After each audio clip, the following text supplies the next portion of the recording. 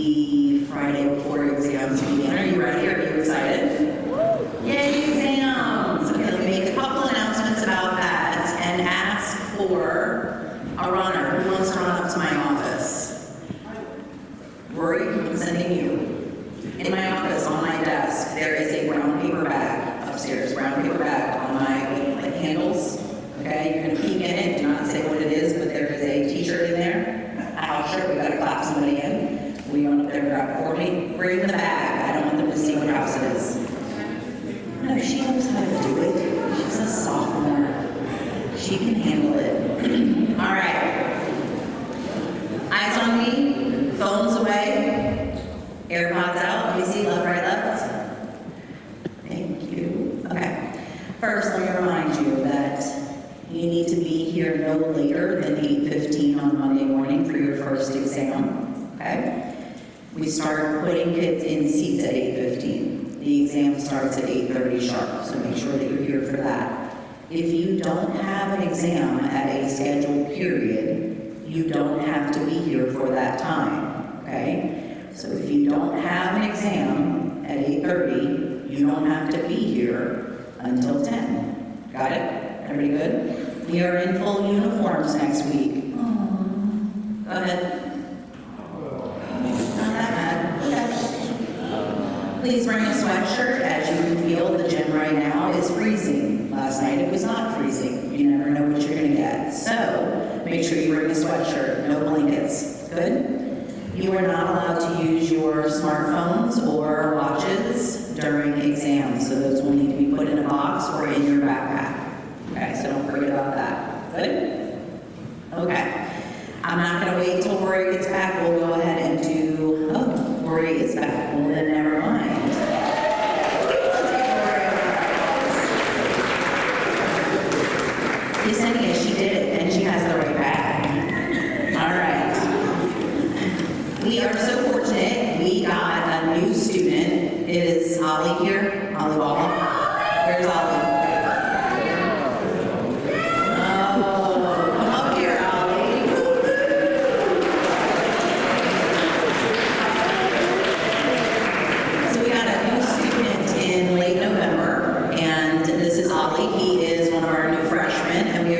To tap him into his new house. Are you ready? What's a house? We have 4 houses, and every student is in one of them, and you are now going to be, and who wants some peregrine? Do you guys want them? Osprey, do you want them? Nighthawk, do you want them? Kestrel, do you want them?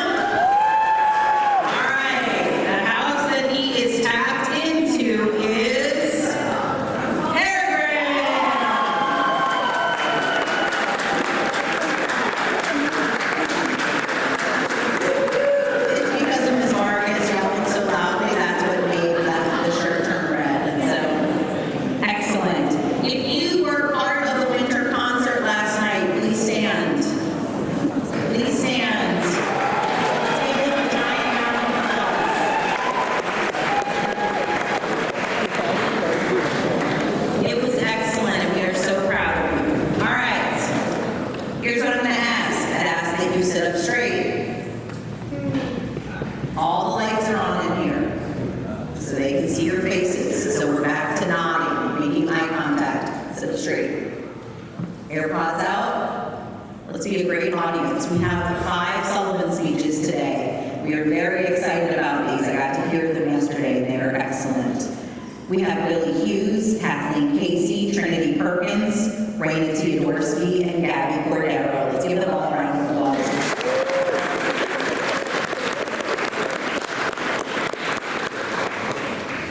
You guys make sure you move the mic to where you want it, okay? First up, Billy Hughes.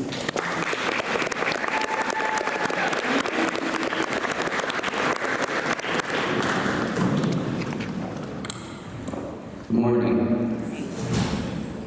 It is really easy not to do things. Like percentage-wise, it's definitely easier not to do anything, but yet in the morning we wake up and we do them anyway.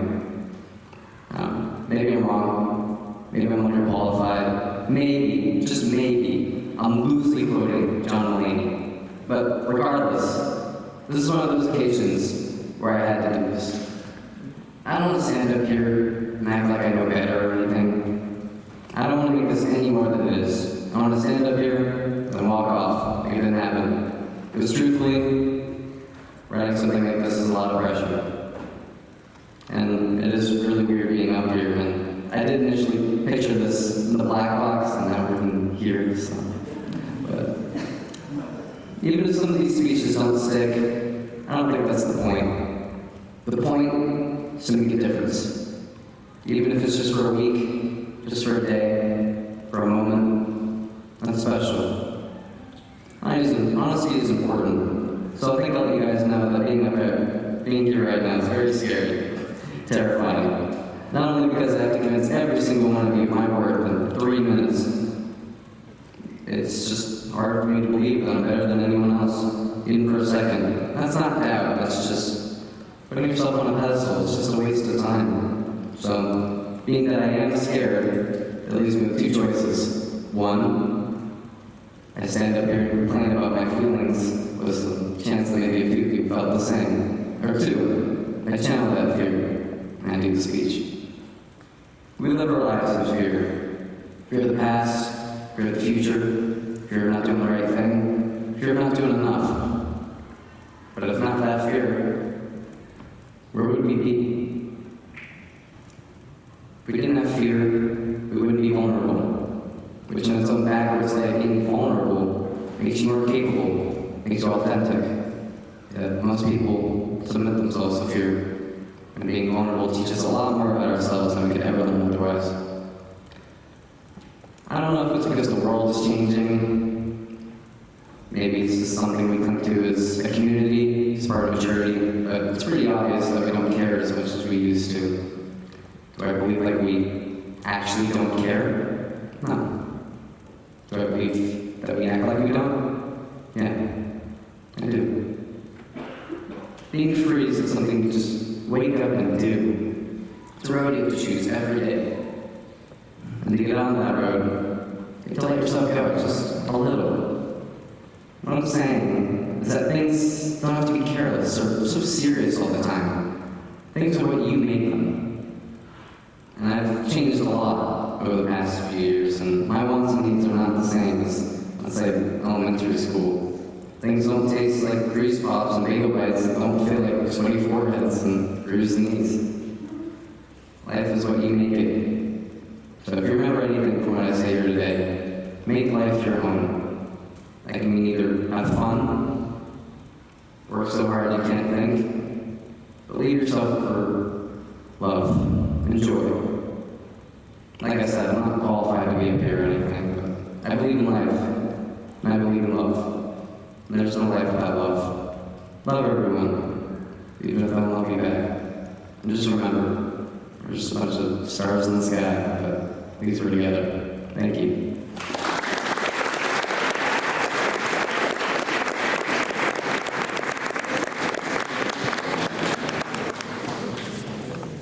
Excellent job, Billy. Thank you very much.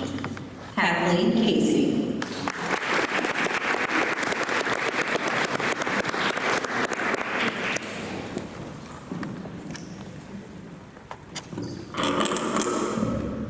Good morning. If you were to ask anyone who knows me, they would call me an overachiever. An overachiever is defined as someone who wants to succeed at the best and do more than is expected. If you asked me, I would say this is a lie. I'm not an overachiever. I don't succeed at the best, and I don't achieve more than the standard. I just expect myself to. Instead, I'd like to give myself a different title. I'm an over-anticipator. I don't know if this is an actual word, but I believe it best represents who I am. I expect myself to do the best and be the absolute best, but I never truly achieve it. I expect myself to be the best at every single hobby, sport, subject I try, even if it is my first time. When I pick up a football, I expect myself to be able to throw it perfectly with little to no instruction. When I'm introduced to a new topic in class, I expect myself to pick it up immediately with no prior knowledge. When I don't practice piano for months, I still expect myself to press on the keys and play every song I've ever known at any given time. Every action, everything I do, I always expect myself to do the absolute best and be the absolute best. And I fail every time.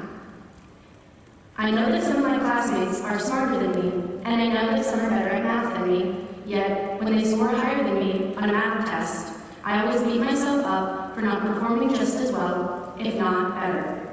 Sometimes I won't essay for a week, yet when I show up to lessons, I expect myself to do every jump and spin perfectly, and get frustrated when I can't do so. Everything that I expect myself to achieve, I always fail to do. No matter what I would do, it would result in failure.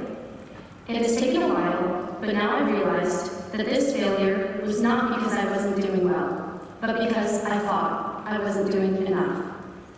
When you expect yourself to be perfect, to be the absolute best, you will always fail. Not because you aren't good enough, but because no one is good enough.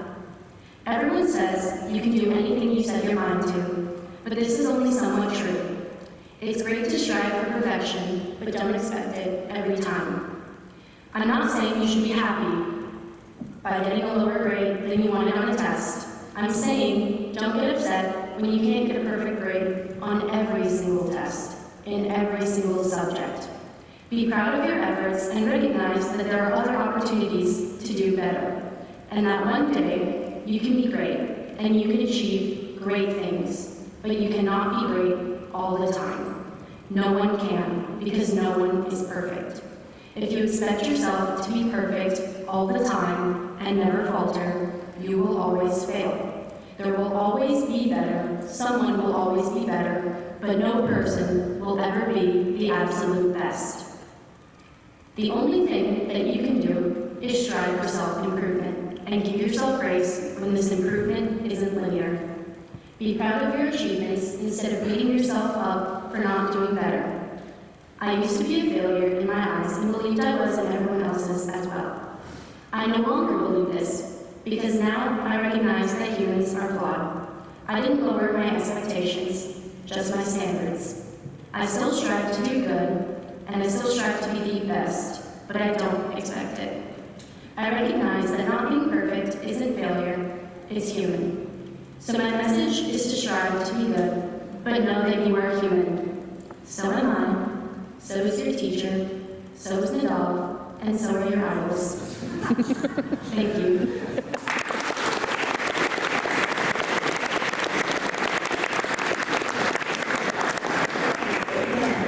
Kathleen, that was wonderful. Thank you so much.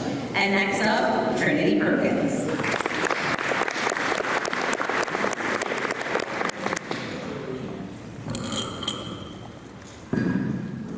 Good morning. Life is hard. There are topics you won't understand, people you don't work well with, and you may even have to annotate almost 300 pages in one night to reach the graph. So much Schaefer wouldn't give you a 0 on an annotation assignment you put off until the very last day. I have encountered it all throughout these past 4 years. But if there's one lesson I've learned that feels necessary to share, it is to never lose hope. Every summer for 1 week, I attended camp in Georgia with the church's Life Team program. 2 years ago at this camp, one of my peers went on stage in front of hundreds of kids from all over the country and shared something that will stay with me for the rest of my life. He used a very compelling metaphor to describe life. He said it is a mountain range. Climb up a difficult path and then reach the top, where you have the most beautiful view of the sky. You feel on top of the world. But on the journey through the mountain range, you will encounter valleys. It is inevitable. Even though you may be in a valley, and it can seem impossible to climb up the next mountain to reach that height again, you can still see the sky from below. This metaphor really changed how I view my own life. There have been times where I felt it was impossible to complete a task or get a good grade on a test, but no matter what difficulty I encountered, I was able to see the other side. Even if the other side meant I failed that test, but at least it was over and I could relax. Something that connects all these experiences is that I never lost hope. To me, the view of the sky in the valley was hope. The one thing that kept me going all of these years, the hope to pass the class, I hope to get into a good college. I hope that I get to live the life that I've dreamed of. This hope kept my drive alive. Without it, I would have no reason to put effort into anything at all. It may seem impossible to have hope at times, and I felt that too. Many of you know that I ride horses, and it has been a very, very difficult journey for me. Like many other sports, there are moments when you feel like the worst player on earth and should just quit. I've had many of those moments. Unfortunately, in this sport, you need a horse to compete. Last year, I had trouble finding and keeping one long enough to make any progress. One of the horses I was riding had me retired at 7 due to bone issues. Another one I tried had me put down at just 6 years old due to issues with their nerves. These obstacles made it seem impossible that I would ever succeed. But eventually, I found my lovely angel Marlo, and all seemed well. Everything was well for a few months. But then, I fell off and broke my nose. I was out for about 2 weeks, but eventually I got back on. Only something was different. I was absolutely terrified. I didn't start jumping for about 2 more weeks, partly because I needed to let my nose heal, but also because I was too scared to. When I got mountain back in April, I had hopes of competing in year 10 by January, and I had started working my way up to that point. But after my accident, I could barely jump 2 feet. My hope had started to dwindle, and I thought I would never get over this hump. But I still saw the sky. I still saw my dreams.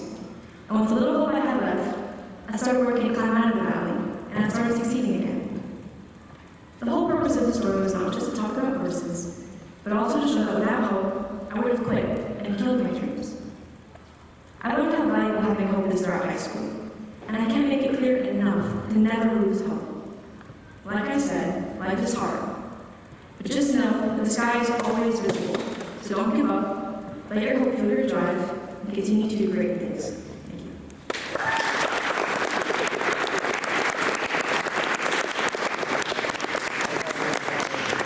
Perfect, Trinity. Thank you so much. Next up, Raina Theodorsky.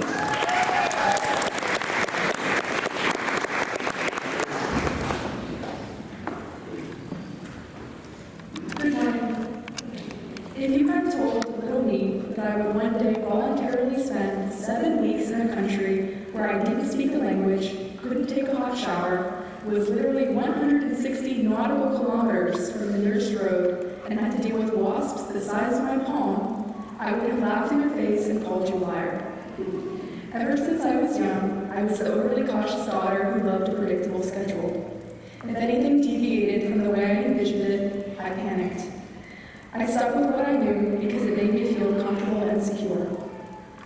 During my 8th grade admissions tour at Academy of the Lakes in 2022, that started to change.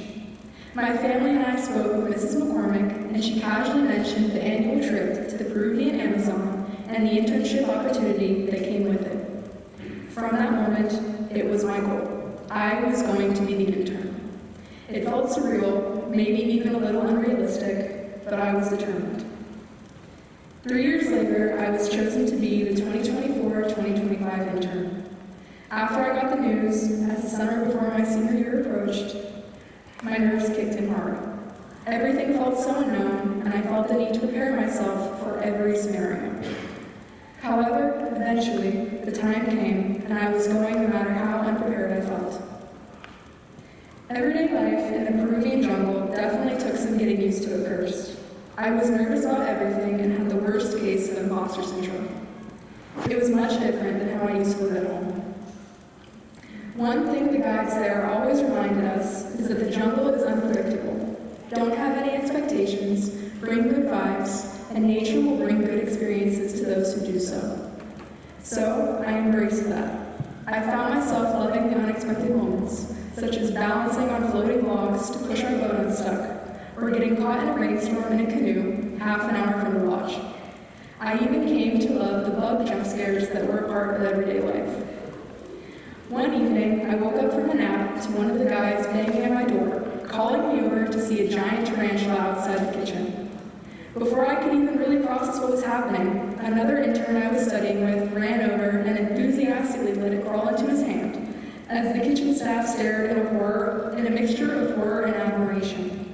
It was in times like those I realized that I'd rather go with the current and enjoy the experience than stress over planning every single Ultimately, from my trip, I learned that unpredictability isn't something to fear, but rather something to embrace. Life isn't written out in a schedule or a list. Sometimes the next step is unknown. Embracing it is really the only option. So, take big risks and scare the crap out of yourself in doing so. You will learn so much about yourself and the world around you. That day in 8th grade, when I decided to face my fears, changed everything. During my time in Peru, I formed meaningful relationships, saw incredible wildlife, and experienced things that I'll never forget. I wouldn't trade it for anything. For someone who used to get overwhelmed whenever plans changed, it was a relief to have finally given up control. I learned to laugh at mishaps, to trust myself, and to actually enjoy the moments I couldn't plan for. Now, I know that sometimes the best way to discover what I'm capable of is to do the things that scare me the most. Life is like the jungle. The only thing we can control is how we show up. With courage, good vibes, and the willingness to take the first step, even if we're terrified. Thank you.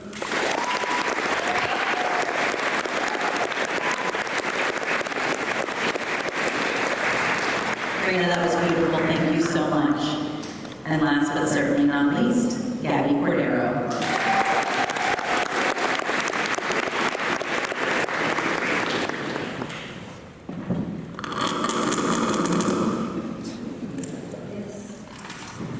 In case you haven't heard it enough this morning, good morning.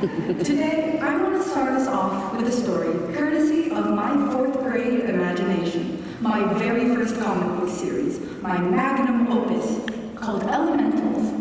It proudly boasted 7 entire novels and starred the most angsty Mary Sue main character a child could possibly create. Her name, Nightmare. Picture a girl with scribbled in black hair, shade always covering her eyes, a permanent frown, and edgy, overpowered darkness powers that no one could understand. Even me, apparently. Nightmare attended a school with no name and 0 world building, where she met Saphira, a girl whose ponytail resembled a tiny foxtail and who had fire powers. She was an ecstatic character, bouncing around like an over-caffeinated child, insisting, "We're friends now." And by some miracle, that worked.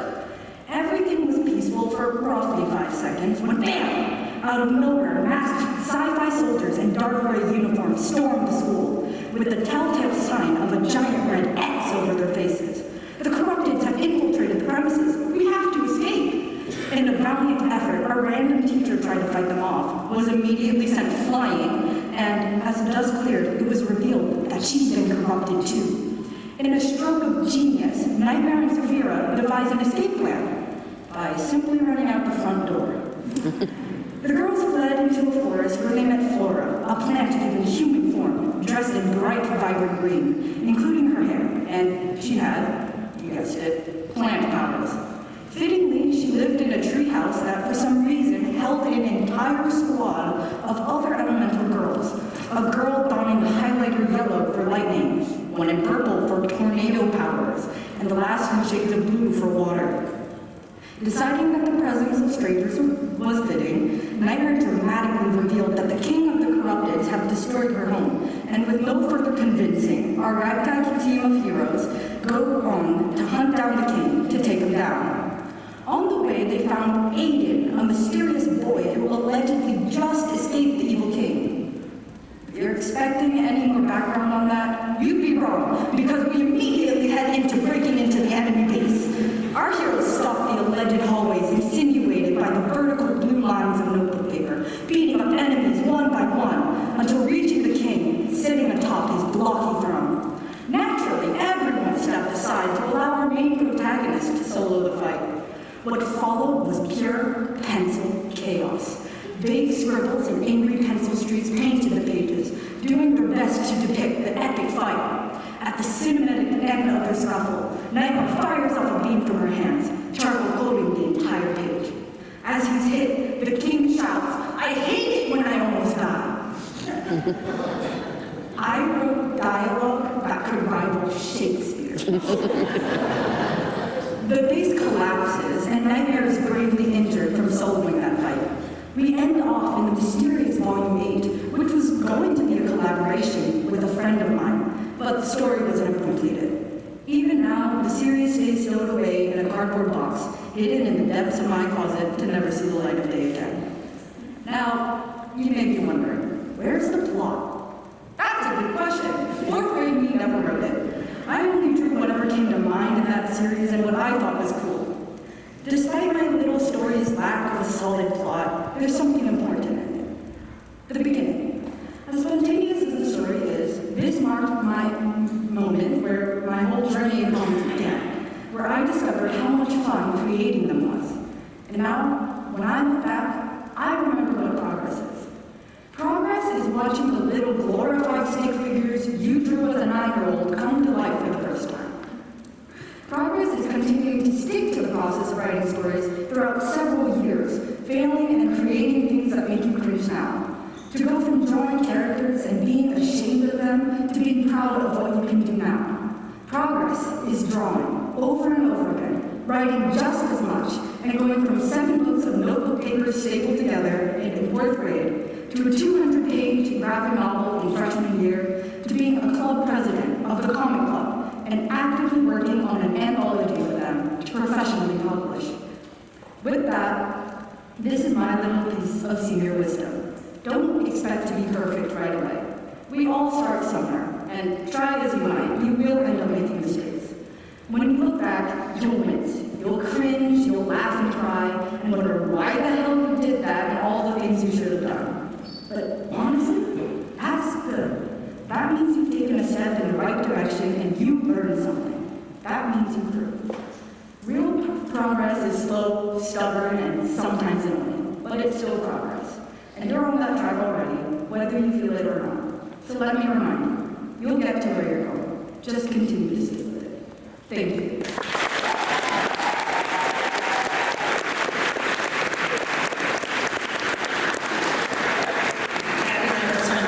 Thank you so much. Let's give all of them another round of applause.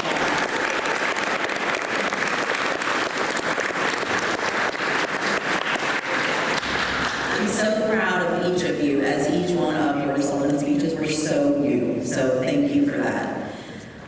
All right, to everybody else, it's been an awesome first semester. Let's give your teachers a round of applause for everything.